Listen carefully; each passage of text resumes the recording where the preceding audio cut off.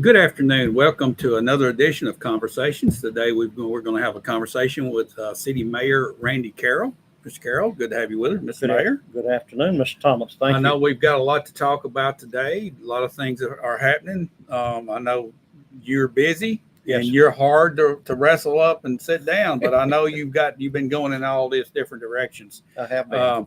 Let's talk about a few of those things. What's been going on? If you want to start with today and go backwards, or however you've got it, let's see what all you've got going on city-wise. Well, I appreciate that. Just left the STEM. That's the science, technology, engineering, and math at the Boys and Girls Club. TVA has partnered with the folks at the Boys and Girls Club, Cal Ripken Sr. And Cal Ripken Jr. and his brother and sister have that foundation, and they're sponsoring that. I think we're the 27th or 28th city where they're doing that with the Boys and Girls Club. And so we think that that's going to give the children a leg up in the future. And we've got STEM programs in our high schools and things like that. I think my youngest son was one of the first students on the STEM program at Cascade High School a few years ago. So enjoyed being there with that group. So that was today? That was today. I just left there about 10 minutes ago. Yeah. All right. Well, look, before you move on into all this, one thing I forgot is thanking our sponsor today. They're good. Kincaid Service Company. Oh, I know those guys. They've been around since 1934. Great people. Great folks. And I guess your house is like mine. You walk in, and it's like a showroom for Kincaid. Everything in there is from Kincaid. Let's just pause for a second and get a word from it. That'd be great. Kincaid Service Company is a locally owned family business that has proudly served the Middle Tennessee area since 1934. We have a wide selection of furniture, appliances, electronics, and mattresses for every budget and design taste. We carry the brands that you know and trust, so you're sure to find exactly what you're looking for. Need financing? We have you covered. With our service department, you can rest assured that we will take care of you after the purchase. Visit our Shelbyville store at 400 Madison Street today. Again, we thank our sponsor, Kincaid Service Company, for allowing us to sit down with the mayor today. And Mayor, you've got something else that I think kind of alarmed everybody a couple weeks ago when the building up off the square, the backside of it came down. Kind of give us an update on that and what we're seeing there. Okay. We had about 12:30 on that Friday. I had gone home to get out of my dress clothes and put on something comfortable. And about that time I got a call. The fire department was already responding. The police department was already responding, and our emergency service people and public works. And we had Ms. Beasley's property on Depot. The water, I guess, from the roof, I guess is what caused it. But part of the bricks on the backside of that roof were falling into the parking lot behind there, which that was a part of that property. As it did, then it became a safety issue. Right. And we had to look at what needed to be done at that point. Is the rest of the building going to be secure and those kind of things for security for our folks. I think Ms. Templeton next door may have called or her daughter may have called in to report that initially. So we stayed about 9 hours, and Ms. Beasley and Jeb House, her son, had to make the decision of where to demolish that building that night or to leave the building up. And of course, we would have had to close Depot Street if we did that. And those merchants would have had a problem for the next week or so until they got something done. So they made an executive decision that night saying that we do want to do that. They called in some folks to do that. We used our public works people to try to help.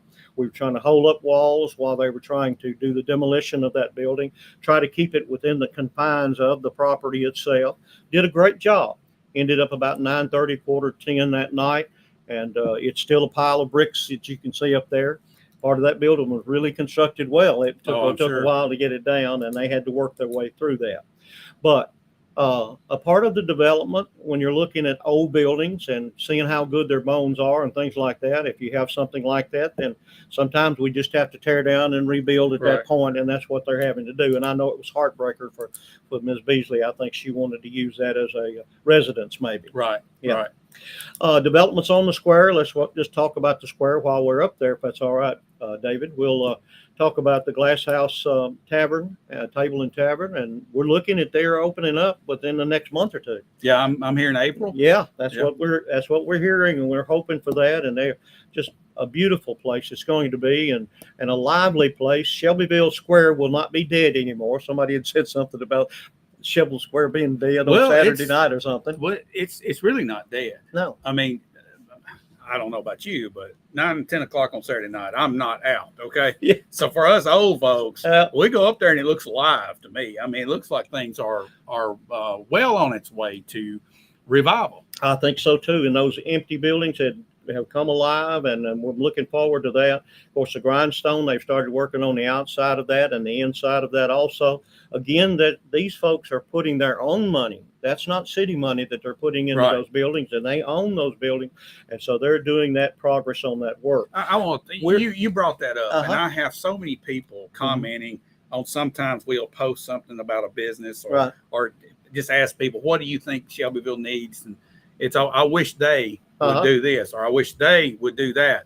And they're referring to you. That's right. All right. They want you to do it. Yeah. Okay. So I'm glad you said these people are spending their own money. That's how we get business in town. Absolutely.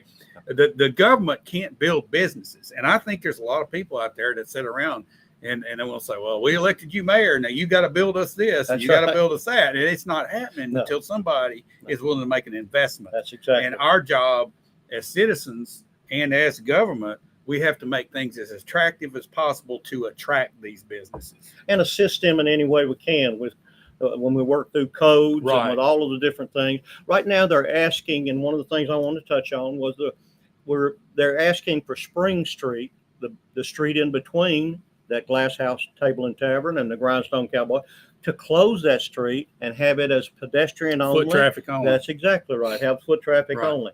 I think that's a great idea. We haven't made that final decision. We do have drawings and things on it. It looks really great, and I think it would be a plus for our square.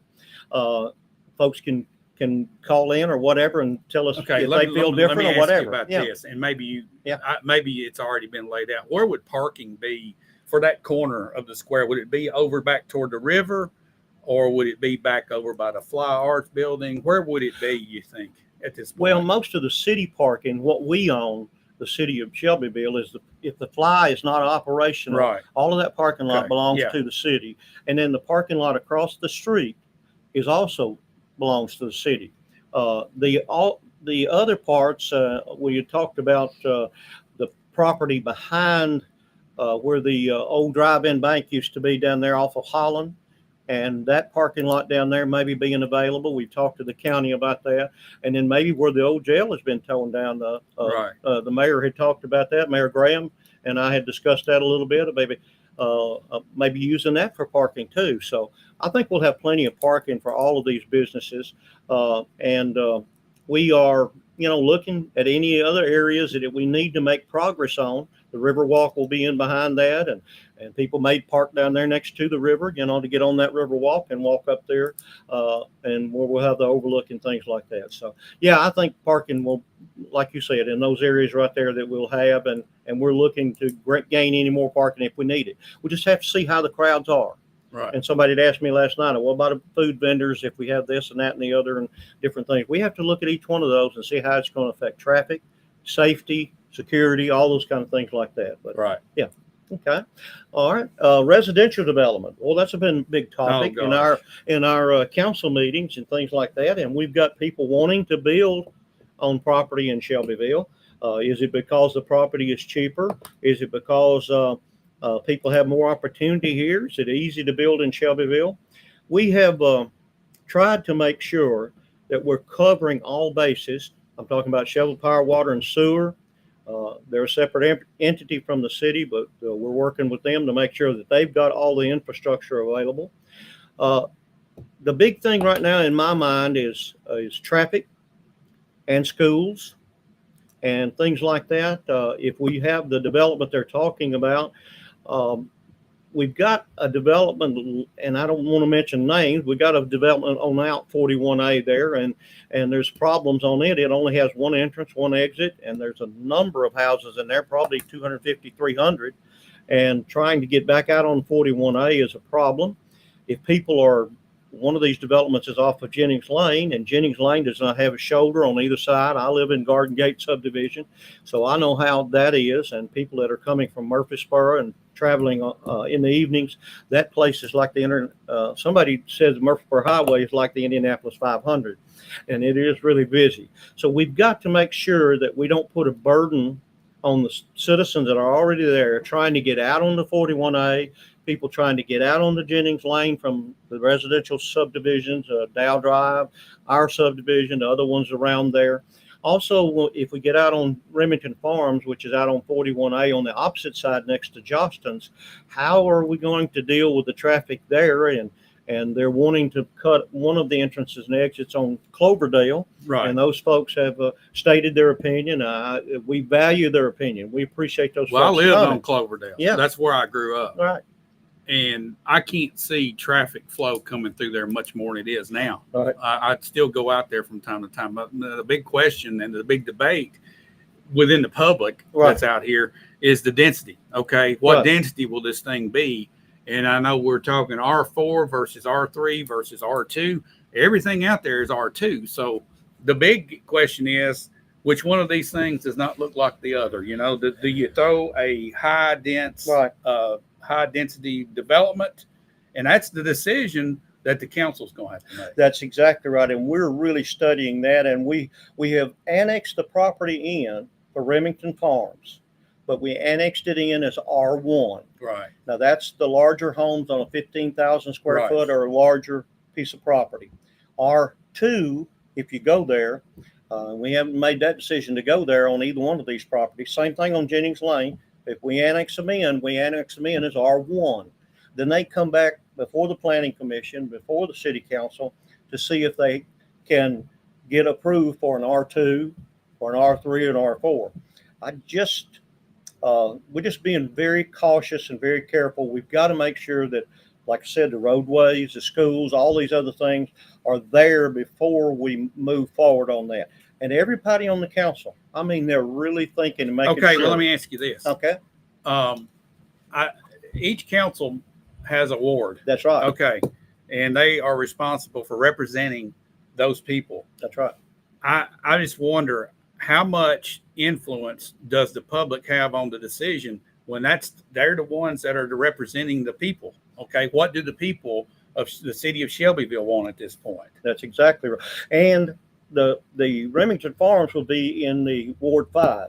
Right. And that's Ms. Isaacs, who is on our city council. So I'm sure Ms. Isaac, you get in contact with her and let her know your opinion. Of course, people have come, and I represent all of the people of Shelbyville as being mayor. And people have called me, contacted me, grabbed me in Kroger, grabbed me in at Walmart or wherever, and told me what their feelings were. I appreciate that.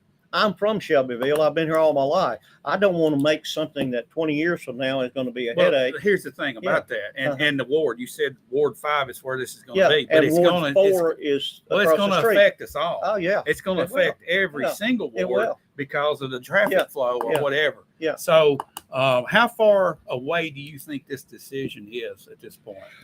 I'd say within the next 2 or 3 months, we'll have that before the council to make that decision if they want to rezone it from a R1 to another zoning. And we may have multiple meetings on that. The Planning Commission will have to look at it too. I was going to say Ward 4 is across 41A, and that's Mr. William Christie. Right.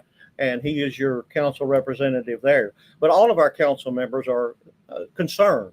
Even though they don't live in these areas and don't represent these areas, they're all concerned about it too. And we have really had some in-depth discussion on what needs to do. We've also contacted the state of Tennessee. Our city manager went down for us and talked to Representative Marsh and talked to him about, he's on the transportation committee, and asked him about the bypass that we were going to have from the 437 bypass that goes over to Tullahoma Highway was supposed to be at one time extended over to 41A. We need it now. Right. But it takes years to put something like that into act. Why it got put on the back burner? I guess there were more important issues. And Shelbyville, I can't complain to the state and those folks of all the things that they've done for the city of Shelbyville. Do we want to quit asking? No, because we want to do things that we can help Shelbyville with. But there's a certain point you've got to say, I'm thankful for what you're doing right now, and please help us again. And so we're looking at all kinds of different ways. Maybe a turn lane out there, maybe expanding that. some other exit entrance besides Cloverdale. I don't know how we can get back to Rabbit Branch Road or one of those roads back Yeah, into you've there. got that other neighborhood Yeah. on the back That's side. right. I can't think of the name of it, but I drove through there the other day. Just getting out on Rabbit Wheat- Branch Road, Wheatfield. it's a tough Yeah, Wheatfield. yeah, Wheatfield Estates. It's yeah. hard to get out right Yeah, there. yeah. So I can't see traffic flowing off on that road either and making a big difference. Yeah.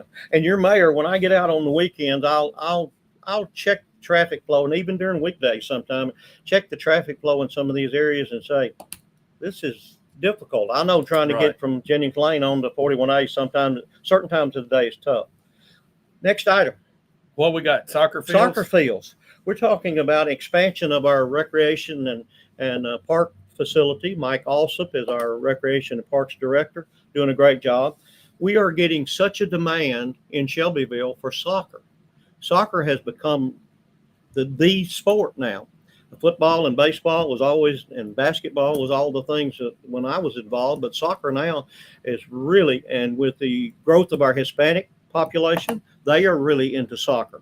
So we are looking at a grant for $14 million. It takes a lot of money to build anything nowadays. Okay, so tell me about the grant. Okay. How do we match that? The grant is a 50% grant. Oh, So we're looking at $7 million in the future, whether a bond or what we need to do or on something like that. I am looking to see if we can get private individuals that may want to help with these soccer. People are really bombarding us, and we had people speak at the meeting that night about the soccer field. They're saying, we want it, we want it. I'm going to say, how can you help us? Can you get us some funds for that? We haven't approached the state on that yet. And of course, the city of Shelbyville handles all the recreation and parks department. That's all, but the city taxpayers and the city of Shelbyville takes care of all of that. The county doesn't have any part of that right now. We're asking the county, maybe, will you help us with that and partner with us on it? So that'll be something in the future. Speaking of that, okay. Let's jump into this frying pan. Are you ready for this? I'm ready. Let's talk about this. You've listed out a lot of needs that you've got right there. That's You right. hit me with $7 million right That's here. right. That's All right. right, and then you're talking about trying to get that tax money back from the county. We've seen the volleyball court thing going on back and forth. Yeah. Okay, we've seen the comments here, the comments there, and it's taken a while to get where we are. Probably close to a year now. It has been. Of the potential. Okay, so there's going to be litigation, do you think? Or do you think we're going to see everybody get in a room, work this out? Or do you think it's going to be negotiated by a mediator? Where do you think this is headed at this point? Or Well, can you even say? All of those options we've explored. And I have with all of my might, I didn't know anything about this when I was elected. One of our long-term council members and our attorney, some of those folks brought it to our attention during one of our executive sessions and said, by the way, we've got this sales tax that we've been giving to the city based on schools. Was based on school debt service program. And 1968, they combined the city and county schools. Right. We had a city system, we had a county system. They put them together, and it's the Bedford County school system. In 1974, we had an 8% sales tax at that time, 1% for Bedford County and Shelbyville and Wartrace and Normandy and all those folks. So that 1% went to Bedford County and Shelbyville, like I said, all the other cities. They wanted to increase it by 0.75%. Right. 0.75%. So that would make it 8.75. Everybody knows it's 9.75 now. But what we're talking about is at 0.75%, 1974.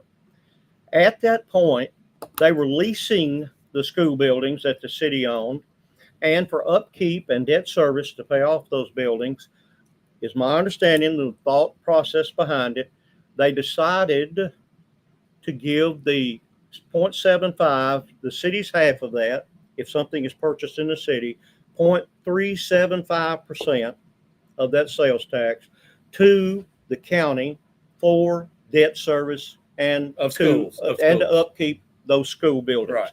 Brick and mortar, and all of the other things as far as taking care of those children. Our Shelbyville Police Department, before there was either our SROs or anything like that, took care of them. Our fire department took care of them. All the city services that we provided, we took care of them all those years. Didn't ask for anybody's money. We felt like it was our duty, and I still feel like it's our duty to do that.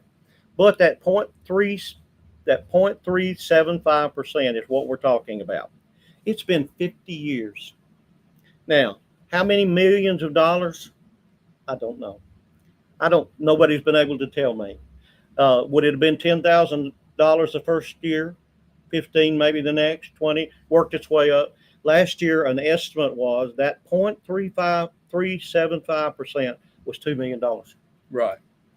The city of Shelbyville not only has the soccer fields, streets getting to the schools and things like that. We've got out Cartwright, the new Cartwright school. We're going to have to do all kinds of different things to handle the traffic out in that area.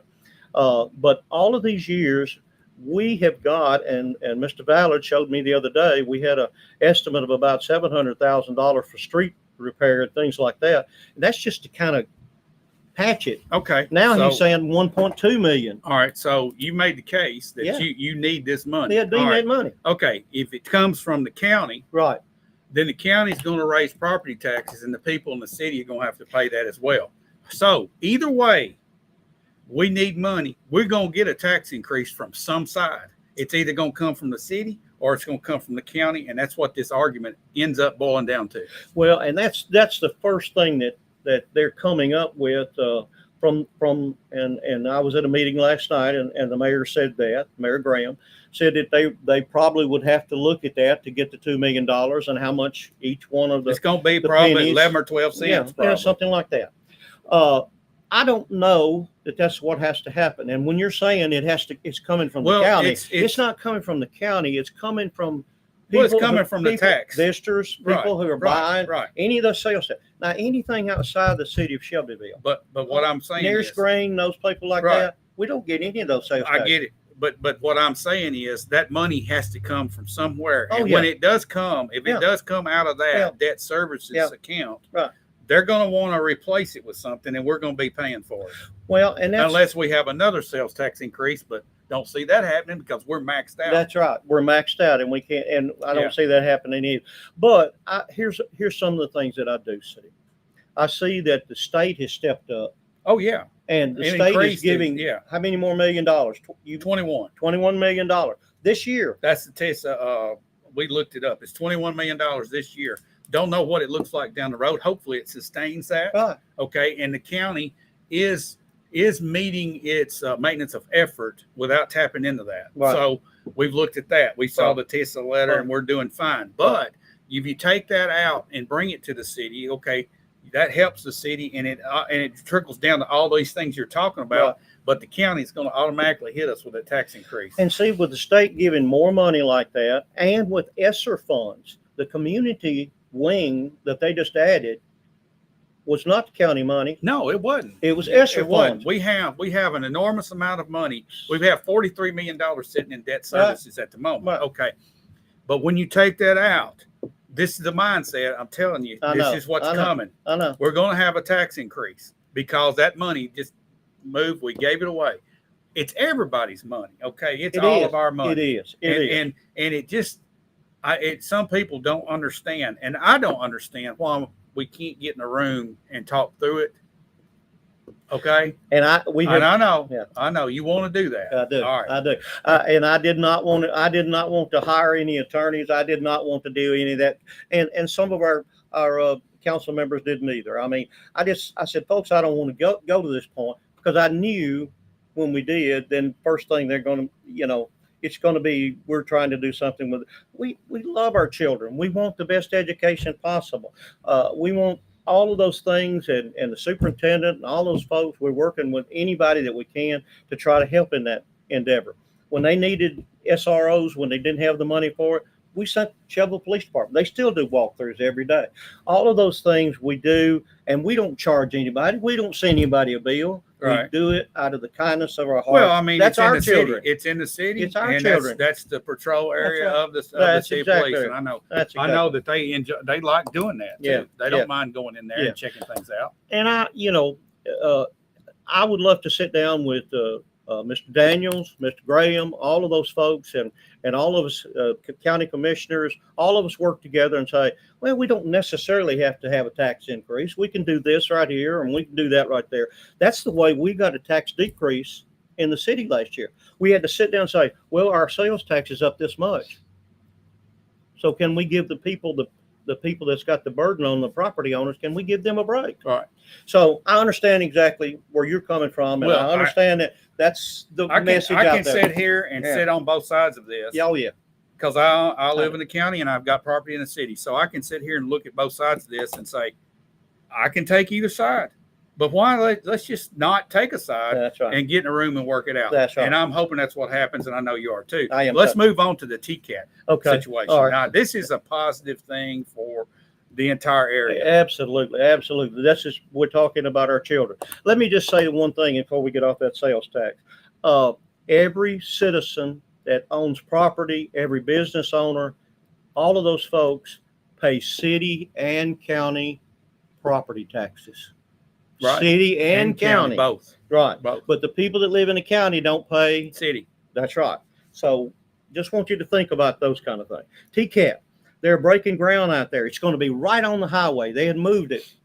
Once they initially, when they were developing the North Business Park, it was going to kind of be off the road there, Frank Martin Road, off of that a little bit. Right. But now they have moved it, and I think it's a great move to put it out there where people can see. That facility is going to be wonderful. And Mr. Jimmy Wright, I was at the chamber meeting the other day. I'd met him.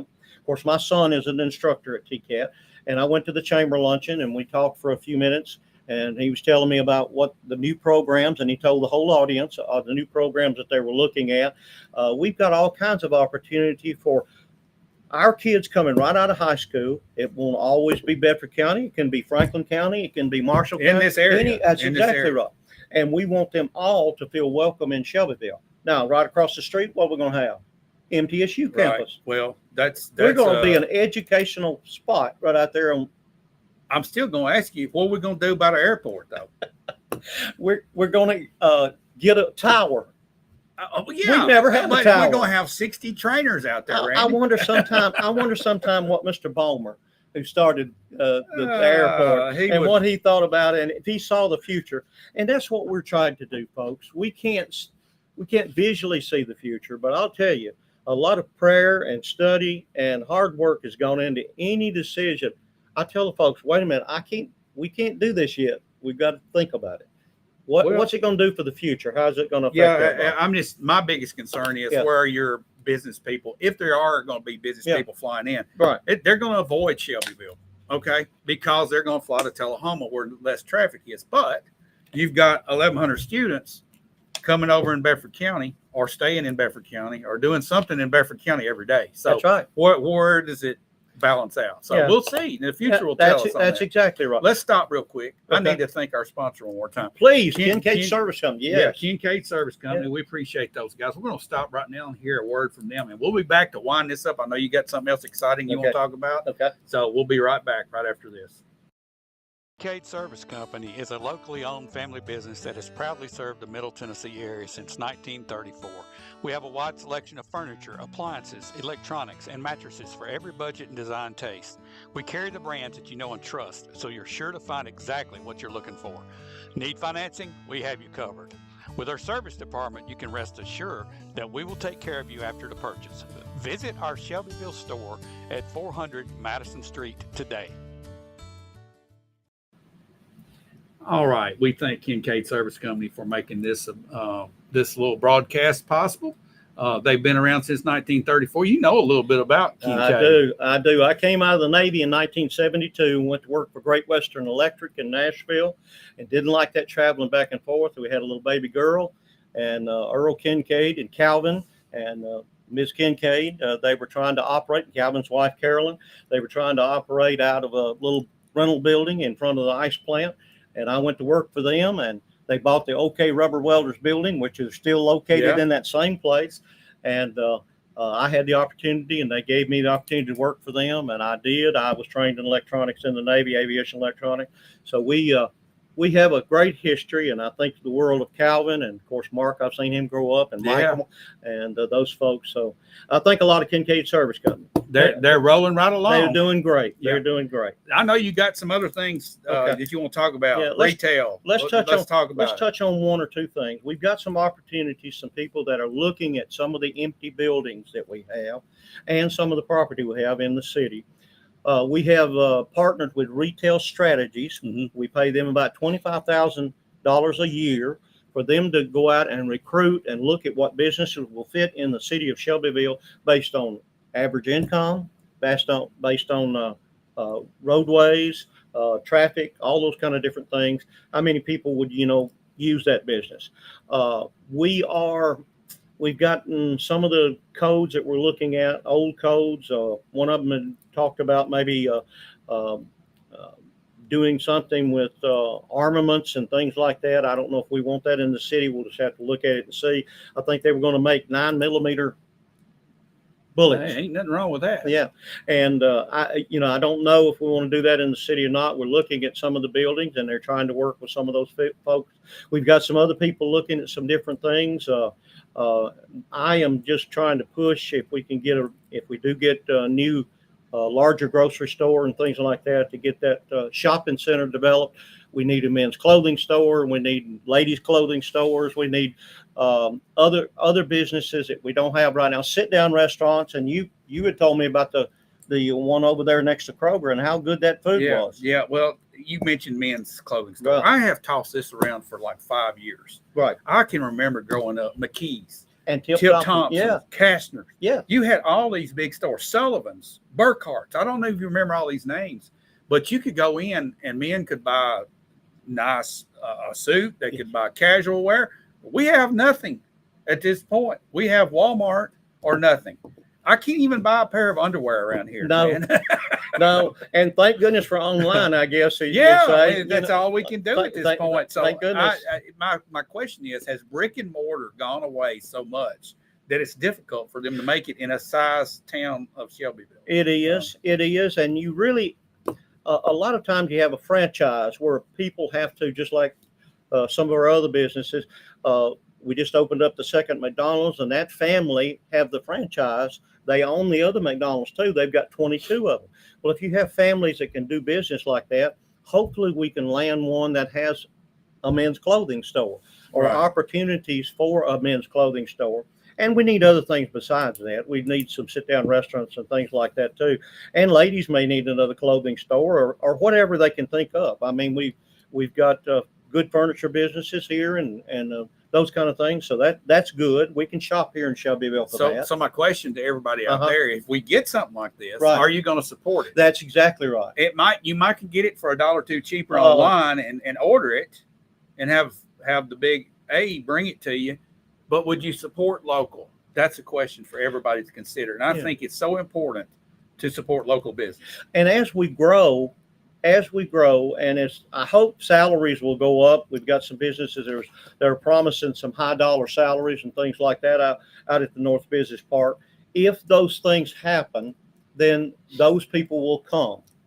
Those people, because the average salary going up, they will come. At the North Side Business Park, what's coming out That's there? Duxon, and they're supposed to be like $48,000 starting, I think, is what they said. And then near screen, if they put the distillery out there, they're promising about the same thing. 100 jobs. Both of those promised 100 jobs. $100 million investment. Okay, so that's 100 jobs, That's 200 jobs. 200 jobs. How quick? Well, that I think Duxon is looking to open I'm up. messing with you again. Yeah, I know. But Duxon, they're talking about, I think, trying to open this year. Okay. Now near screen, they've just got the 26 acres. They've just now gotten the last portion of our business park. So our North Business Park, we don't have any more property in that. So we'll be looking if we need another industrial park. I'm trying to fill the buildings, and I know our city manager is, and our council. Any of these empty spots that we got in Shelbyville, that it's hard Some of them need to expand and build new when you got the old city. well, you got utilities already, you got roadways Right, there already, and all. Some of them have good bones. You can fix the building. We see right now down at the Rite Aid, we've got the Super Mikado is putting a grocery store in there, Yeah. and they're putting a restaurant in there. So that Right. building is going to be filled now. And the building in that corner is going to be available for something. That's exactly right. That's exactly right. So, I mean, we got a lot of shifting around taking Yes, sir. place. We do. So, 10 years from now, we'll kind of know what happened. Right now, it's kind of like a big question mark. And That's I know right. you're like looking at that question mark every day. Yeah. And I appreciate you sitting down and talking about some of the questions that a lot of people have. Yes, sir. We appreciate your availability and your Always glad. transparency Yeah. to us. Thank you for the opportunity. You always open the door and let us come in. And I appreciate you calling me and saying, "Can you come? Can you come?" Yeah, and if I give you a jab every once in a while, it's for fun, Oh, I know that. But I know people appreciate hearing from you. Yeah. They might not like what you say all the time, especially when taxes might have to go up, Yeah. or we're doing this and that. But it's part of.